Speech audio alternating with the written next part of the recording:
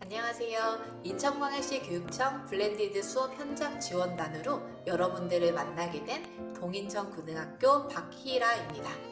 오늘 소개할 내용은 고등학교 2학년 학생들을 대상으로 언어와 매체 과목을 가르치며 블렌디드 수업으로 운영했던 국어생활 성찰, 공익광고 생산하기 수행평가입니다.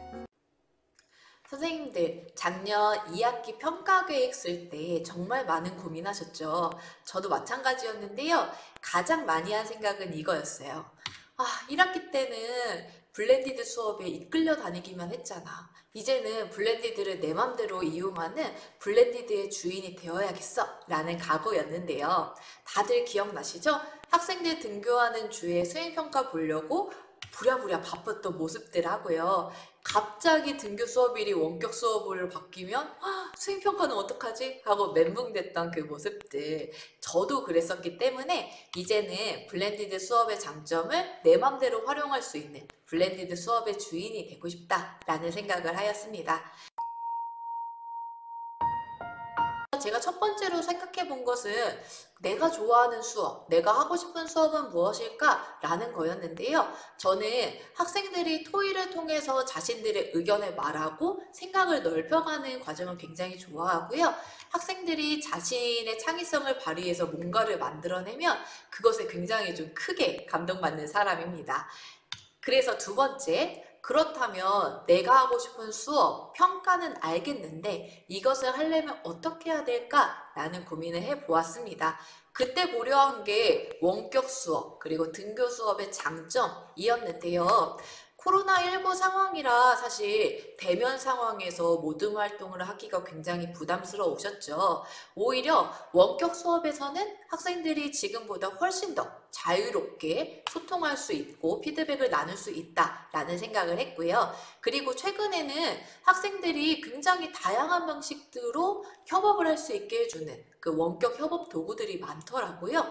이것도 굉장히 큰 장점이었습니다. 오늘 제가 소개할 패들렛 그리고 구글 잼보드가 그중 하나입니다. 그리고 등교 수업의 장점은 아무래도 평가의 신뢰성 확보에 있다고 생각했는데요. 고등학교이기 때문에 평가가 굉장히 중요하고 학생들의 수행 과정을 직접 관찰하는 게 중요하다고 생각하였습니다. 그뿐만 아니라 학생들이 등교에서 직접 대면하는 상황이기 때문에 학생들의 수행 과정에서 바로 즉각적인 피드백을 줄 수 있는 것도 큰 장점이었죠.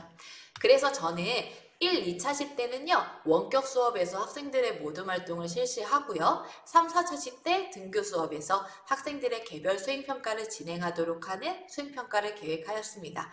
원격 수업과 등교 수업의 장점은 제 양손에 쥐고 블렌디드 수업의 주인이 되어보고자 한 것이죠.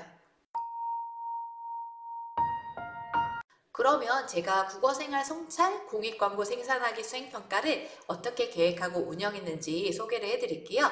먼저 성취 기준은 다음과 같습니다. 국어교사로서 학생들을 만나며 가장 크게 느꼈던 책무는 학생들이 다른 사람들의 마음에 공감하고 상처 주지 않는 국어 생활을 했으면 좋겠다라는 거였습니다. 복도를 지나가면서 너무 아무렇지도 않게 욕설을 하거나 친구들에게 장난이랍시고 상처 주는 말을 한다든지 더 나아가서 사회적 약자에 대한 비하나 혐오 표현을 뜻도 모르고 사용하는 경우가 많아서 이 모습들을 보면서 국어교사로서 좀 무거운 책임감을 느꼈거든요. 그래서 청소년들의 국어 생활을 성찰해보자 라는 의도로 수행평가를 계획하였습니다.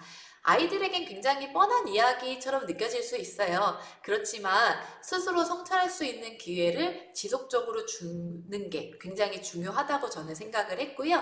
그것을 더 나아가서 친구들을 설득할 수 있는 공익광고를 만들어 보면 자기 자신이 진짜 왜 국어 생활을 성찰해야 되는지 필요성을 조금 더 잘 느낄 수 있다고 생각했습니다. 그리고 광고라는 매체를 활용하는 역량을 키우게 된다면 자신의 생각을 조금 더 효과적으로 전달할 수 있게 될 거라고 생각했었죠. 수업은 다음과 같이 운영하였습니다. 1차시 때는 모둠 활동으로 청소년의 국어 생활에 대해서 성찰하는 활동을 했고요. 2차시는 설득적 매체 자료 중에 광고 매체의 특성을 분석하는 활동을 했습니다. 그리고 1, 2차시의 활동을 바탕으로 학생들이 등교한 3차시부터는요. 국어생활 성찰, 공익광고 생산 계획서를 먼저 작성했고요. 4차시에 국어생활 성찰, 공익광고 생산하기 활동을 진행하였습니다. 그러면 각 차시에 진행한 활동을 자세히 소개해 드릴게요. 1차시는 실시간 쌍방향 수업으로 진행하였습니다. 구글 잼보드를 활용해서 청소년의 국어 생활에 대한 생각 지도를 만드는 모든 활동을 한번 해보았습니다. 도입에서는 먼저 청소년의 국어 생활을 성찰해 볼 수 있는 짧은 영상을 봤고요. 학생들의 소회의실로 입장하도록 해서 구글 잼보드를 작성하도록 하였습니다. 지금 보시는 화면이 학생들이 직접 작성한 잼보드 화면인데요. 학생들은 대부분 비속어를 사용하거나 지나친 줄임말을 사용하는 것, 맞춤법 오류 이런 것들을 청소년의 국어 생활의 문제점으로 지적하였습니다. 먼저 이 화면을 공유를 하고요. 조별로 활동한 내용을 한번 비교해 본 다음에 두 번째 모둠 활동 과제를 제시해 주었는데요. 이제는 하나의 문제점을 잡고 그 문제점이 개인적, 사회적으로 왜 문제가 되는지 성찰하는 내용을 잼보드에 작성하게 하였습니다. 그 결과가 지금의 화면인데요.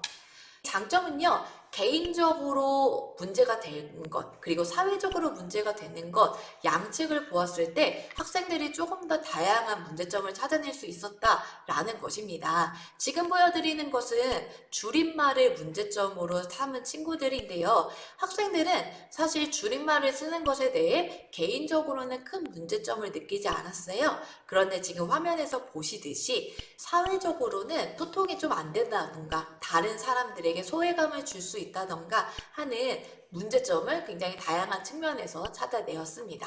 혼자 생각할 때보다 조금 더 다양한 측면에서 성찰이 이루어질 수 있었고요. 나 개인의 차원을 넘어서 청소년 전체의 문제로 확대해서 바라볼 수 있었다는 점이 큰 장점이었습니다. 그래서 두 번째 모둠 활동까지 조별 발표를 통해서 모두 공유한 다음에는요. 친구들에게 그러면 얘들아 너네가 일주일 동안 실천할 국어생활 성찰 주제를 한번 잡아봐 라고 이야기하였습니다. 그랬더니 애들이 일주일간 욕설 안 하기, 학급 단체 대화방에 헷갈리는 맞춤법 알려주기, 버스 탈 때 기사님한테 감사히 인사하기 이런 다양한 주제를 선정했어요. 그리고 꾸준히 실천한 내용을 저한테 인증하는 미션을 주었는데요. 물론 이 내용은 평가에 반영할 수는 없었죠. 학생들이 정말 실천했는지 제가 관찰할 수 없었기 때문입니다. 그렇지만 다음과 같이 얘기했더니 몇 명의 친구들이 함께 해주었어요. 너네가 직접 실천해야 성찰의 내용이 진정성 있게 느껴질 거고 그래야 공익광고에 그 내용이 진정성 있게 드러날 수 있다 라고 이야기하니까 몇 명의 친구들이 인증사진을 보여주었는데요. 그 내용을 한번 좀 보여드릴게요. 맞춤법 붙여주기를 실천한 친구입니다. 지금 보면 어머니를 대상으로 웬일에 대한 맞춤법을 붙여주고 있는데요. 아이고 알겠어 하는 부분에서 어머니의 좀 힘듦이 느껴지시죠? 어떤 친구는 비속어 사용하지 않기를 주제로 삼아서 이렇게 열심히 일지를 써서 제출해 주기도 했고요. 그리고 하루 동안 비속어를 얼마나 쓰냐, 비속어 사용 실태에 대해서 직접 설문조사를 해본 친구들도 있습니다. 물론 몇몇 기특한 학생들이니까 우리 애들은 왜 안 이러지? 우리 애들은 안 될 거야 이렇게 생각하지는 마세요. 2차시 역시 실시간 쌍방향 수업으로 진행하였습니다. 그리고 이번 시간에는 설득적 매체 자료 중에 광고 매체의 특성을 분석하는 수용의 과정을 모둠 활동으로 진행해 보았는데요. 평가의 최종 목표가 포스터형 광고 매체를 제작하는 거였어요.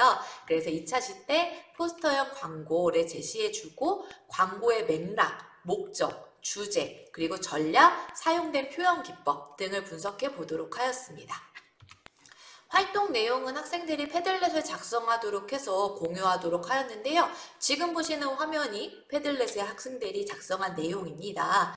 2차 시대의 내용은 자신들의 생각만으로 쉽게 진행하기는 조금 어려웠어요. 그래서 제가 소회의실 순회를 조금 더 적극적으로 하였고요. 친구들의 모든 활동이 막히는 부분이 있으면 힌트를 주어서 진행이 조금 수월하게 되도록 진행하였습니다. 그리고 줌에는 소회의실에 호스트한테 도움을 요청하는 기능이 있어요. 그래서 요거를 미리 알려주어서 얘들아 혹시 모든 활동이 막히면 선생님을 불러 라고 이야기했더니 조금 더 쉽게 진행이 되었습니다.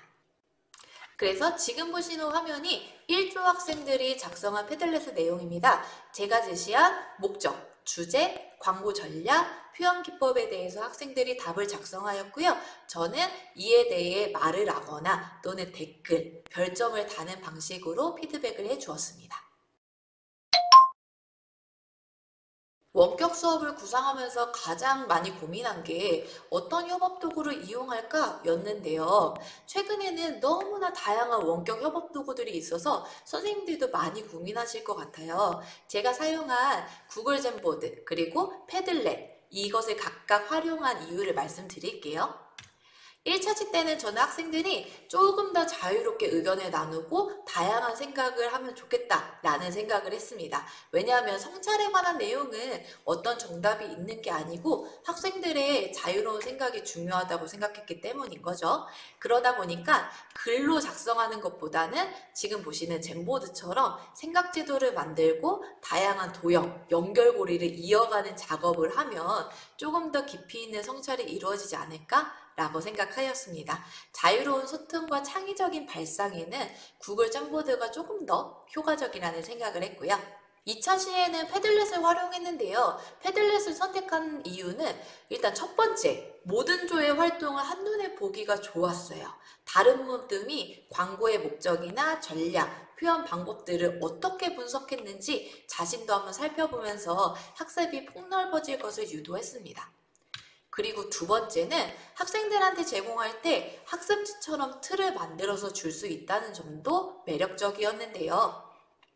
지금 보시는 화면이 제가 학생들한테 처음으로 공유해 줄 때 모습입니다. 작성 내용이 자유로웠던 1차시 때와는 달리 이번에는 정해진 내용에 대한 답을 적었어야 되거든요. 그래서 패들렛이 조금 더 적합하다고 생각했고요.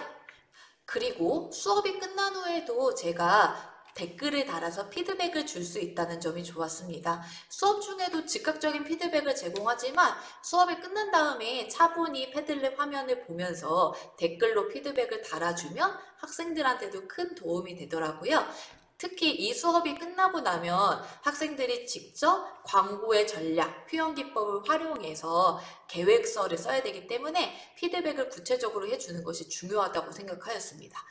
그리고 지금 화면에서 보시듯이 패들렛은 댓글, 별점, 좋아요 등으로 피드백을 다양한 방식으로 해줄 수 있어요. 그래서 수업이 끝난 다음에 학생들에게 체계적인 피드백을 좀 적어주고 학생들이 피드백의 내용을 확인할 수 있도록 단체 대화방에 링크를 보내주었습니다.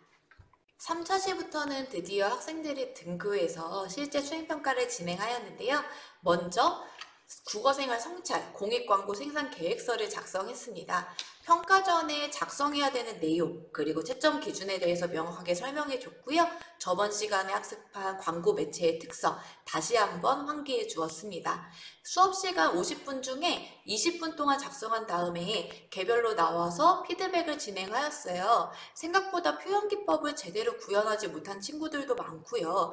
메인 광고 문구가 너무 길다거나 아니면 사용하려는 이미지가 광고의 내용과 관련이 없는 것처럼 계획을 세우는데 어려움을 겪는 친구들이 있었습니다. 그래서 피드백을 통해서 친구들이 조금 수행 과정 중에 자신의 활동을 개선할 수 있는 기회를 주었는데요. 사실 수업 중에 피드백을 바로바로 주는 게 쉽지는 않다고 저도 생각이 들어요. 정신도 없고요. 실제로 1학기 때는 제가 과정 중에 피드백을 주지 못했는데요. 2학기 때 과정 중에 피드백을 주고 나니까 학생들의 결과물이 훨씬 더 나아지더라고요. 그래서 아주 간단한 피드백이라도 학생들에게 도움이 된다는 걸 느껴서 앞으로도 꾸준히 수업 중에 피드백을 주는 것, 수행 중 피드백을 진행해 보려고 합니다. 그리고 마지막 4차 시 국어생활 성찰 공익광고 생산하기 수행평가를 진행하였습니다. 이 과정에서 저는 미리 캔버스, 망고보드 같은 템플릿 사이트를 이용하였는데요. 미술 수업이 아니고 국어 수업이었기 때문에 학생들이 직접 그리는데 좀 힘을 쏟기보다는 효과적인 문구 쓰기, 주제를 잘 드러낼 수 있는 정보 구성하기 같은 매체 생산 방법에 조금 더 집중할 수 있기 위해서 템플릿 사이트를 이용했어요. 물론 직접 손으로 그림을 그리기 원하는 친구들은 미리 전지나 사인펜, 색연필 등을 빌려주었습니다. 이때 제가 제일 신경 쓴 점은 템플릿 사이트 사용 방법에 익숙하지 않아서 불이익을 받는 친구들이 없도록 하자라는 것이었는데요. 물론 굉장히 학생들이 적응이 빨라서 사이트에 쉽게 적응하기는 했는데 가끔 어려움을 겪는 친구들이 있었습니다. 그래서 학생들에게 미리 얘들아, 이것은 이 사이트를 충분히 활용하는 능력을 물어보는 것이 아니야. 그렇기 때문에 모르는 게 있으면 선생님한테 무조건 먼저 물어봐 라는 점을 꼭 이야기해 주었습니다. 실제로 저는 템플릿 사이트를 이용해서 작업물을 만든 경험이 꽤 있어서 학생들한테 도움을 빨리빨리 줄 수가 있었는데요. 많은 경험이 없으신 선생님들께서는 미리 몇 번 연습을 해보시고 평가를 진행하시면 조금 더 좋을 것 같아요. 그렇게 크게 어렵지 않거든요. 또는 학생들이 워낙 빨리 적응해서요. 제가 도움을 주러 가기도 전에 옆에 친구들이 방법을 알려주기도 합니다. 너무 크게 걱정하지 않으셔도 될 것 같아요. 그러면 학생들이 제출한 최종 산출물을 보여드릴게요. 이 친구는 악플을 달지 말자라는 주제로 공익광고 포스터를 만들었는데요. 광고 전략 중에 비교를 통해서 대상의 특성을 드러내는 전략을 사용했고요. 악플, 라이플이라는 좀 창의적인 표현 방법을 활용해서 인상적으로 본 작품입니다. 그리고 비속어를 쓰지 말자는 주제로 만든 공익 광고인데요. 비유의 표현 방법을 활용했고 그리고 적절한 이미지를 활용해서 굉장히 비속어가 나쁘다는 주제를 잘 드러냈죠. 그리고 주변 사람들한테 고감수고 고생하시네요. 감사합니다. 수고하세요. 고맙습니다. 이런 말을 건네자는 공익 광고입니다. 광고 전략 중에 장점을 드러내서 대상의 필요성을 강조하는 전략이 있어요. 이런 말을 전하면 사람들한테 큰 힘이 된다라는 따뜻한 마음을 잘 드러낸 작품이죠. 그리고 이 친구처럼 이미지를 매우 효과적으로 잘 표현한 친구도 있고요. 그에 더불어 긍정적인 말을 따뜻한 밥에 비유하는 표현 기법도 잘 살린 작품입니다. 마지막 평가입니다. 평가는 다음과 같이 채점하였는데요. 3차 시 때 작성한 계획이 적절하게 작성되었는가를 5점으로 평가했고요. 4차 시 때에는 이제 공익 광고를 살펴본 다음에 청소년 국어생활 성찰이라는 것에 걸맞은 주제를 선정을 했는가, 그리고 주제를 구현하기에 적합한 정보를 구성하였는가, 이것을 5점으로 보았습니다. 그리고 매체 언어의 창의적 표현 방법을 효과적으로 사용하였는가, 이것을 5점으로 평가해서 총 15점의 점수를 주었습니다. 그리고 교수 평기의 마지막 기록이 남았죠. 학생들이 수업하고 평가를 진행한 내용은 다음과 같이 교과 세부 능력 및 특기사항을 기록하였는데요. 이제는 매체를 단순히 수용하기보다는 매체를 직접 생산하는 크리에이터들의 시대죠. 이 활동과 기록을 통해 학생들이 매체를 직접 생산할 역량을 갖추고 있는 면모가 잘 드러날 수 있고 자신의 메시지를 창의적으로, 효과적으로 전달할 수 있는 능력을 지니고 있다는 것을 잘 보여줄 수 있었다고 생각합니다. 그리고 더불어 조금 더 나은 사람으로 발전할 수 있는 성찰적 자세도 잘 드러나겠죠.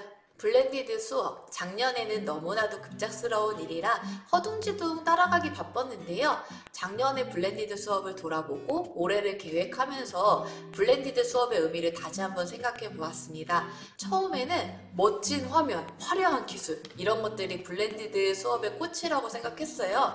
그래서 화면을 이쁘게 만들기 위해서 PPT만 이틀을 만든 적도 있습니다. 하지만 이제 블렌디드 수업은 멋져 보이는 수업을 만드는 게 아니라 원격 수업, 등교 수업 두 개의 장점을 양손에 쥐고 내가 하고 싶은 것을 실현하는 수업이라고 생각하게 되었습니다.